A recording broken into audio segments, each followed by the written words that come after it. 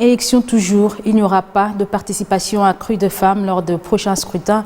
Chiffre à l'appui, l'évaluation a été faite ce mercredi. Alors, que s'est-il passé? Les experts pensent que malgré les campagnes, les dispositions de la loi n'ont donc pas contraint les partis des regroupements politiques à faire favoriser cette donne. Et simultanément, la femme elle-même n'a pas saisi donc l'opportunité. Il y a nécessité de changer des stratégies dans l'avenir. Images et commentaires. Participation accrue des femmes dans les instances de prise de décision par les élections libres et démocratiques, leitmotiv du cadre permanent de concertation de la femme congolaise en collaboration avec son partenaire, le Centre international Olof Palme. Pourtant, à quelques mois des élections générales, le bilan est peu prometteur. La femme n'a visiblement pas saisi l'opportunité. Dès l'évaluation faite ce jour, c'est la loi qui est scrutée. Je crois que la loi, à la loi seule, ça ne suffit pas. Vous devez y mettre des mesures contraignantes pour que tout parti politique puisse s'aligner et se soumettre à cette volonté politique d'aligner les femmes. Les listes de partis politiques et regroupements politiques qui vont aligner 50% des femmes seront exemptées de frais de caution. Mais à notre grande surprise, ce n'était qu'un slogan, ce n'était qu'une simple volonté politique, mais il n'y a pas de mesures contraignantes.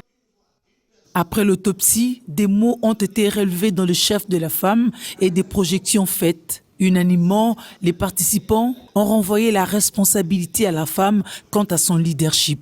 C'est à elle de s'assumer réellement comme capital politique. Les femmes ont besoin de mieux connaître les stratégies de marketing pour se vendre, se rendre utiles et donc être prêtes à s'offrir comme des produits politiques au sein de partis politiques. Nous nous sommes rendus compte aussi qu'elles doivent apprendre ou renforcer les capacités de résilience. Une autre maladie que nous avons décelée, c'est que nous avons appelé la maladie du déficit de proactivité. Il faut davantage la culture d'anticipation. Il ne faut pas attendre que les élections arrivent pour que l'on dise « Voilà, moi je travaille dans la société civile, il faut que je me retrouve au sein des partis politiques ».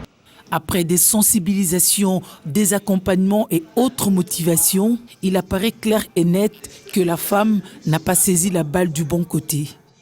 La femme n'est pas intéressée. C'est qu'on a constaté, il y a eu des ateliers, il y a eu des mobilisations, il y a eu tout ce qu'on pouvait dire pour que la femme puisse avoir des ambitions politiques.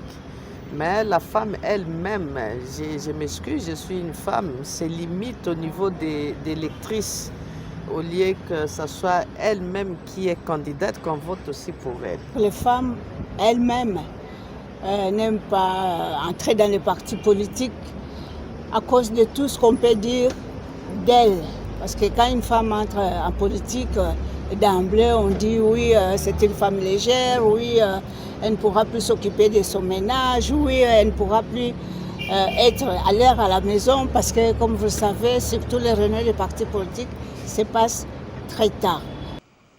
La RDC est à son 4e cycle électoral. Pourtant, la question de la participation politique de la femme continue à se poser avec acuité. La formation du jour, organisée par CAFCO avec le Centre international Olof Palme, une organisation du mouvement syndical suédois pour la solidarité internationale et le plaidoyer, a visiblement encore du chemin à parcourir.